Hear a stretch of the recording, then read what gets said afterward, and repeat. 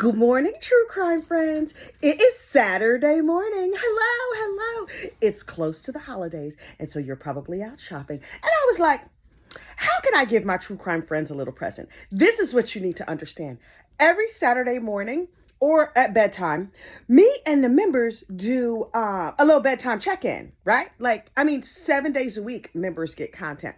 And so we have our regular traditions. And I was like, as a little gift to everybody on the channel, then I will just make a cleaner version because those members only videos can be a little bit not safe for work. I would like to post them on public sometimes, but I can't because I got a slick mouth and sometimes I say things that I can't just have out here all in these streets. So look, I'm going to do a continued deep dive on the Charlie Adelson calls as a holiday gift from me to you. Happy Kwanzaa. Happy Festivus. Joyous Diwali. I don't know what you celebrate. Merry Christmas, child. I don't know. But as a holiday gift from me to you, we gonna talk Charlie Adelson this morning. This fine Saturday morning, but I'm gonna do it casual style because regular videos for regular consumption are filmed like this. And I try to look fancy. But when it's just me and the members, I'm just like, oh, hey girl, how you doing? Look, this is what I found out. But first, as is our tradition, who is the bed bitch? Okay, so look, this is me in my bed, and it's always a bitch in my bed. There's this morning's bed bitch. It's Holly. Daisy is over there on the floor looking at us crazy, like, what y'all doing up there? Because my bed is really kind of high. But today's bed bitch is hi. Say hi. She's like, hi, good people. Hi, good people. Okay, so look. Let's get into it. This is what you need to know. Charlie Adelson's phone calls are out here in these true crime streets, and I am living for them. Living. Uh-oh. Daisy's head just peeked up over the edge of the bed. It's about to be a dog fight, so batten down the hatches. Okay, so look, anyway. Okay, hang on, puppy. She wants to be petted. I have to multitask. You have schmutz in your eyes. I haven't washed the dog's faces this morning. We get up in the morning, I wash my face, and I wash my dog's faces. Yes, they are spoiled. That is what it's like to be my dog. Good morning, bad bitch. So look, this is what happened. Charlie gets convicted, right? And he's over there on the unalive wing at the jail. Okay. For reference purposes, all of this information is coming from a video that was posted by Pretty Lies and Alibis, Gigi. I have saved that video to the Adelson Crime Family playlist. So Gigi got a whole lot of videos out there, but this video was fire. And I was like, she got so many videos, this video is going to get lost in the shuffle. Let me just post a little link of it over there on the Adelson Crime Family. It's only 25 minutes long, but you know me, I watched it on 2X. So it was like 12 minutes long, and it was everything you need to know. But let me summarize right here. I'll probably take longer than the 25 minutes, but you know how I roll. So look. Charlie was on the phone talking to his mama, right? And he was telling her all about the Unalive Watch wing. So that is why it was a little bit shocking to me that when Miss Donna Adelson went to court, she was acting like, oh, I don't know how the Unalive wing works. Like, ma'am, because I heard the phone call where your son told you all about it. Chief Mack was going to stop by and see Charlie, and the psychologist was going to come by and say, like, you might unalive yourself, you might not unalive yourself. Here's the thing, and kudos to Charlie for this. Yes, he is a degenerate murderer, but he had a certain level of acceptance. He was like, yes, all the people in Tallahassee was big dum-dums, but okay, so I'm gonna go to prison. I'm gonna try and get like the high profile prison wing, so I'll be like in a safe version of prison. He's like, it's like Gin Pop, but only for like a big muckety mucks. So he's gonna be in the muckety muck prison, okay? Or high profile cases or cops who go to jail or whatever. There's a special prison just for those people. Okay, fine. So he's talking to his mama, and he's fine, and then he's crying, and then he's fine, and he's talking about Bubbles the dog and his son and whatever. Here's the thing that y'all didn't know, but now we know. So while Charlie is talking to his mama on the phone, the call keeps going in and out and in and out. Like, you know how you lose reception? And so normally, if the call is over, then you hear a recording, you know, like that global telling, like the voice operator that says this call is being recorded. When a call is over, she comes on and she says the caller has hung up. That's an indication that the call has stopped recording. In this case, Donna's talking about whatever. And then she's like, Charlie, can you hear me? And like, he's gone for a minute and then he comes back. And then she's like, oh, he's like, the last thing I heard you say was whatever. And so they keep talking. Then later in the call, she's going on about something and Charlie's voice drops out again. I suspect that it disconnected on Charlie's end, but there was no voice that said the caller has hung up. So the phone continued to record. So while the phone continued to record without Charlie on the phone, only Donna was on the phone. Our members know this because I talked about this the other night. Donna is on the phone and she's just carrying her phone with her, or maybe she has her earphones in and she's not thinking about it, whatever. She continues to talk and she gives up the whole entire game on a recorded line. That's how they knew about the unalived pack with the husband. That's how they knew about fleeing to, I started to say Jamaica. That's how they knew about the plan to flee to Vietnam. That's how the cops knew about, she's setting up all these trusts and whatever. Yeah, she was on the phone with her son. Yeah, she was on a recorded line, but she thought the line had gone dead. It did not. You know what? It makes sense to me that she had like a Bluetooth or something in and she was just talking. So when Charlie's voice dropped out, she was like, okay, I guess this call is done. So she's just talking, having regular conversations, discussing things, not realizing. So she had said, so she starts talking to the people in the room. This phone service is the worst, blah, blah, blah. Yes, I'm upset, I'm depressed, I'm this, I'm that. And so she says, and I quote, well, like not an exact quote, but the spirit of, she starts reading emails that text messages that she sent back and forth with Wendy. And so she's like, I'm sitting here and she's sitting there. And then she says to me, I say to her, like, I don't know what I'm going to do, blah, blah, blah. Do I just want to lay down and close my eyes because I'm never going to see my son again? Yes, I do. And I was like, oh. Okay. And she's like, and so we'll just leave a note. Now, some of this was text message. Some of it was like she was recounting a conversation. It's unclear what was what. She's like, we'll do it together. We've had a beautiful life. I've had a wonderful marriage. Wait. Your life was beautiful and also included a plot to unalive somebody? What? Listen, quiet as is kept.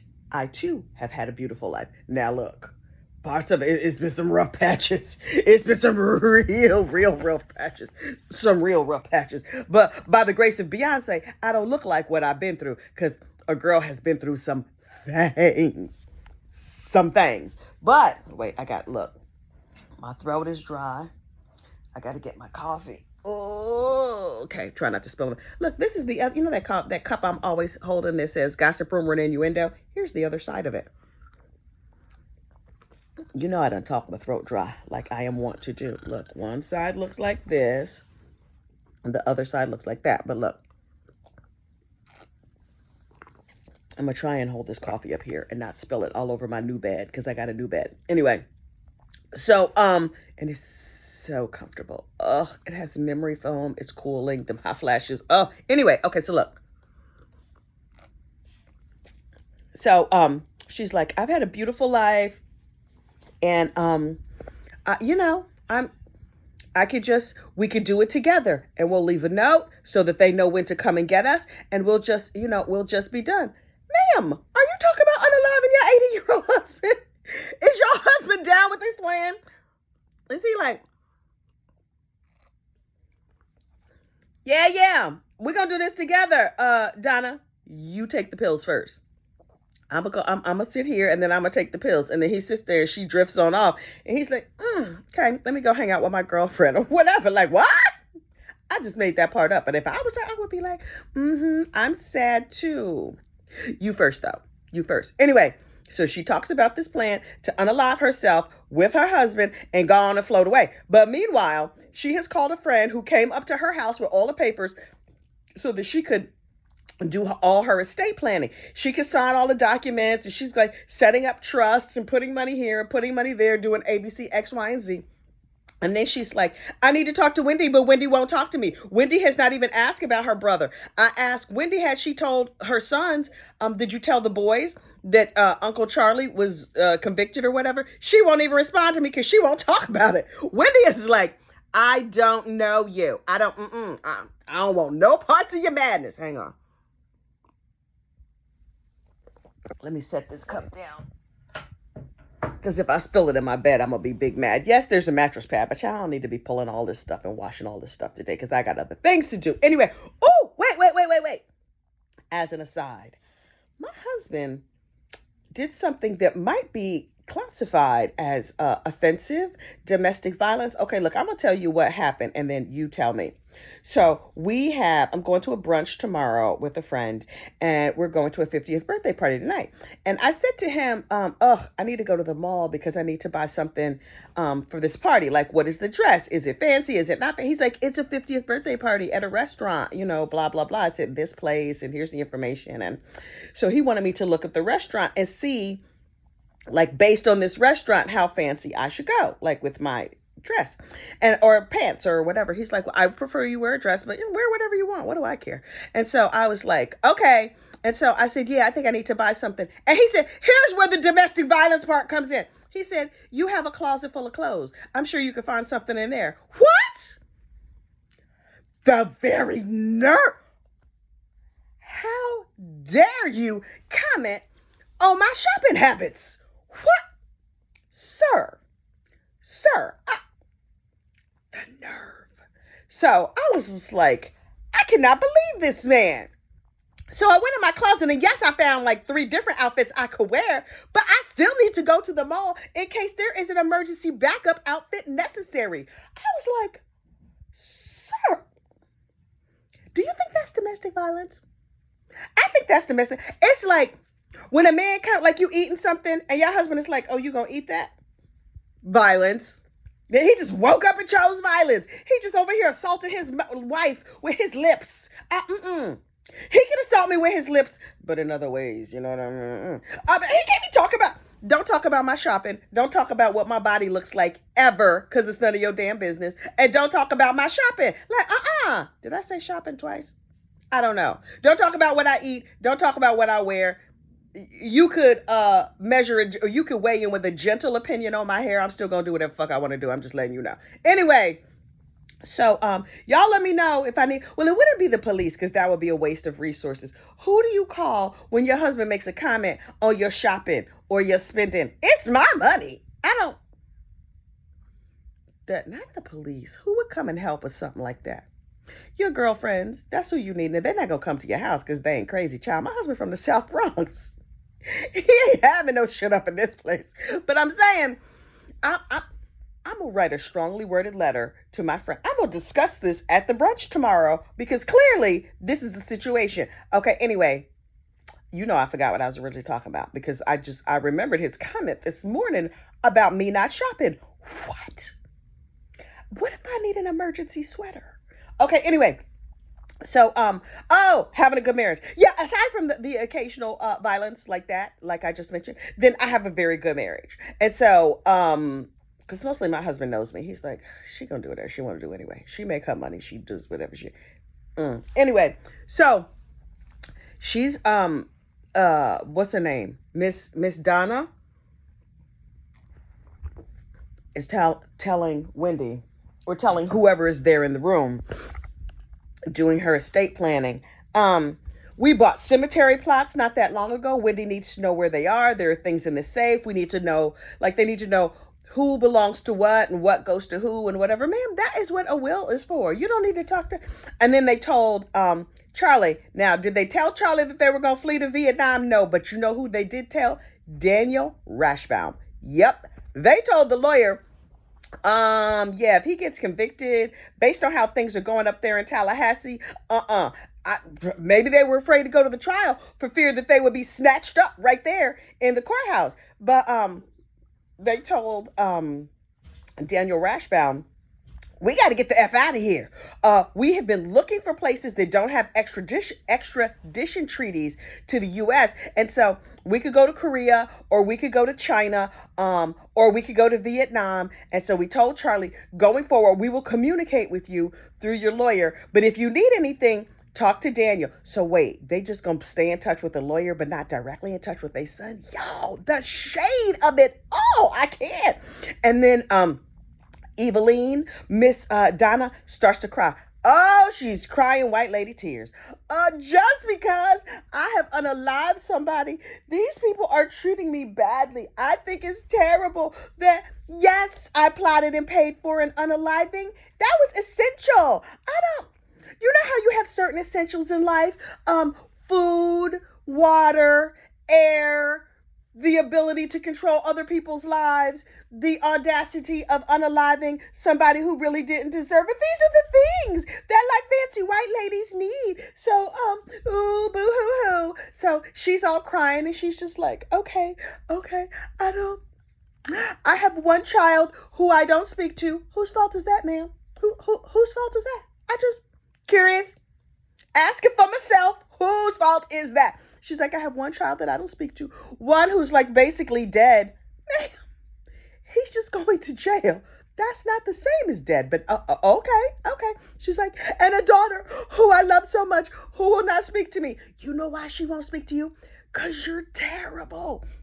You're evil, and you're terrible. I don't know if anybody pointed this out to her. Apparently not, because she has surrounded herself with yes people who were like, yes, you're not terrible. I mean, please don't unalive me. Please don't plot my unaliving, ma'am. Ma'am, you're the worst. Oh, look. The bed bitch is feeling very relaxed this morning. Look, I can show you her tattoo. Remember the other day we talked about her tattoo? Can you see it? It's right there. Can you see where my finger is pointing? There's a little green dot. This shows that she's spayed. Okay. These morning videos are entirely unhinged. Well, sometimes they take place at nights. All the bed videos are unhinged. But anyway. So, her daughter's not speaking to her. She no longer wants to live, but she's going to flee to Vietnam. They've told Rashi, and Rashi is like, look, this is what I will tell you. You are likely to be arrested in the near future. I'm summarizing. You're likely to be arrested in the near future, but you can try to get out. And so, but they also could arrest you at the airport. And Miss Donna was like, well, it's worth a try. So we're getting everything in order. Ma'am, okay, now I understand that they thought that they thought Charlie was going to be acquitted. But here's the thing.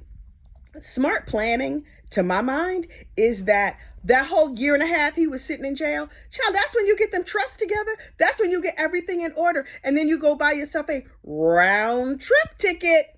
And then that's refundable. Yes, it's going to be very, very, very expensive. But you know what it is? Round trip and refundable. And so then you can just slip your behind right on out of the country. Look, I would have been sitting at the Miami airport with my refundable tickets and all my bags packed and everything else. And when they said guilty, I would have been like, oh my God, that's terrible. The flight's boarding. Okay, great. And then you just get your behind on the plane. And you call him and you have a discussion from Dubai. Not like, oh, we have just a couple of days to get this ready. Ma'am, your planning is bad. Your planning is terrible. Also, how come you ain't do your estate planning long before now? You got a husband in his 80s. What are y'all thinking? I have a couple of friends who are T&E lawyers, like trust and estates lawyers. They help people plan all the end of life stuff. And I know that because they help me plan my end of life stuff because I watch so much true crime. Child, you know I keep a will and I keep it updated because you never know when I might be kidnapped. Turns out, on average, just like random suburban ladies don't get kidnapped. I didn't know. I had no idea. I was like, oh, all this cute. Clearly, someone is trying to kidnap me. Every time I'm at the Target, I'm like, oh, this is probably that dude. Oh, it's probably this dude. But then the other day, I drank some cold water too fast and I got some chest pains and I was like, wait, I'm not going to go by way of kidnapping. Actual Jesus might strike my gossiping behind dead right here sitting in my chair. Who knew?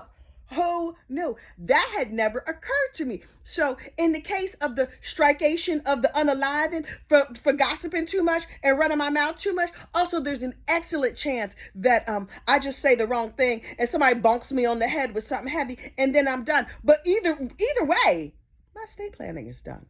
Oh, also, if actual Jesus does come and strike me dead, my whole family knows what my estate planning. They know what I don't want a funeral. I want a celebration of life. I want you to sing happy music. And then I want you to do things that I would have enjoyed. I want y'all to get together and gossip. I don't drink, but I'm not opposed to people who drink. Child, they should have like, instead of a casket. No, I don't want no casket, child.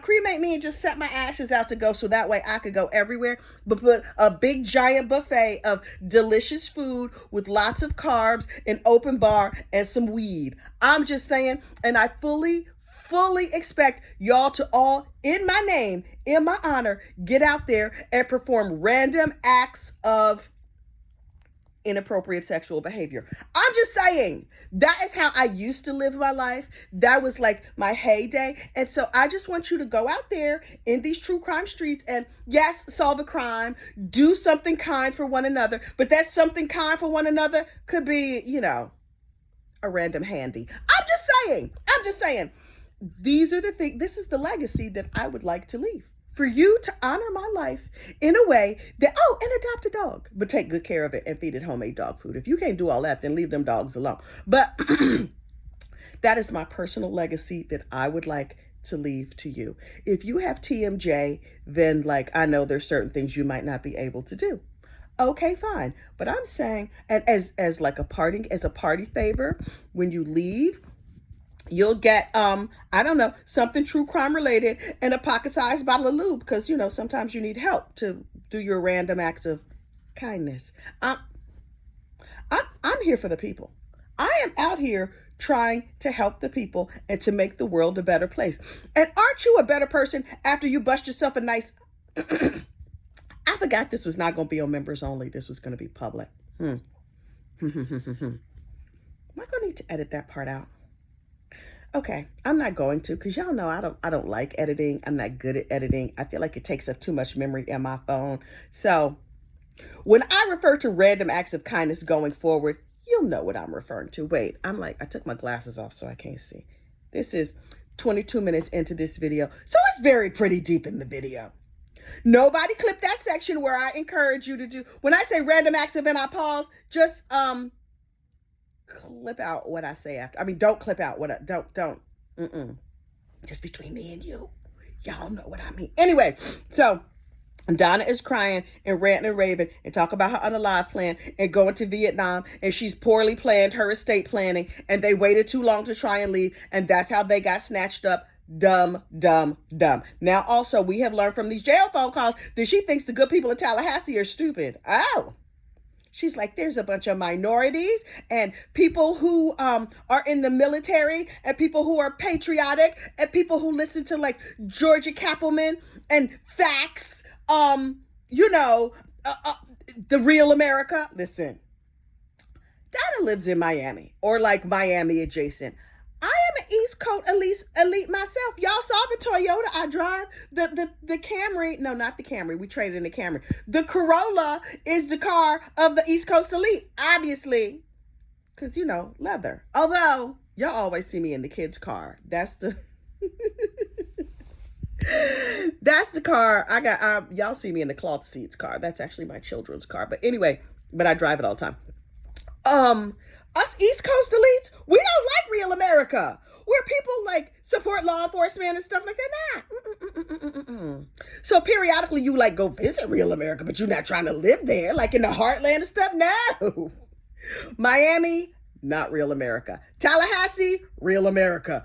There are minorities there. There are people who don't have 12 PhDs. There are people who think that laws should apply to them. That is not a jury of Charlie Adelson's peers. Now, Donna is like, dang, I'm going to have to go to trial in real America. My son was just convicted in real America where people have the audacity to say y'all. That's how you know. That's the quiet signal oh, are you an elite? Are you a real American? Oh, they just say, y'all, real American. I would like to be judged by a jury of entitled narcissists who are also elite. All those things don't necessarily go together, but they're, they travel together frequently. Anyway, so Donna sadly is very upset that her son got convicted up there in real America, and she is none too pleased. None too pleased.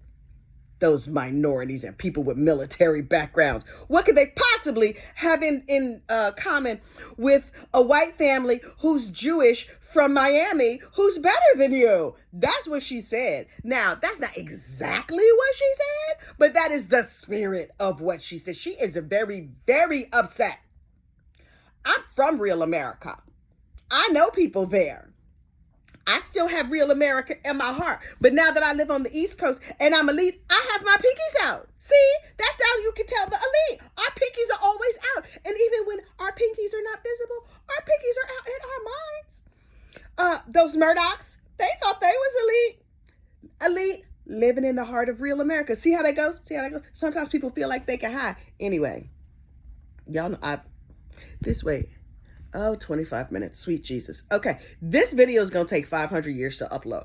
But when you get around to it, when you get this late in the video, first of all, thank you so much for staying, because I am a whole lot of mess on this Saturday morning. But I just want you to know, I'm going to continue to watch these Donna Adelson calls on the YouTubes.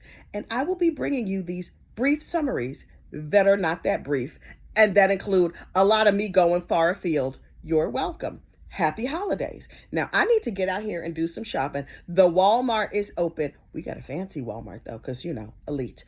Because normally, I don't really like Walmart, but it is open earlier than Target, the fancy French store, Target, that I enjoy visiting in the thriving metropolis of Hackensack, New Jersey. Doesn't Hackensack sound like a fancy name? It's not. I'm kidding. And Hackensack has given itself the nickname The Sack.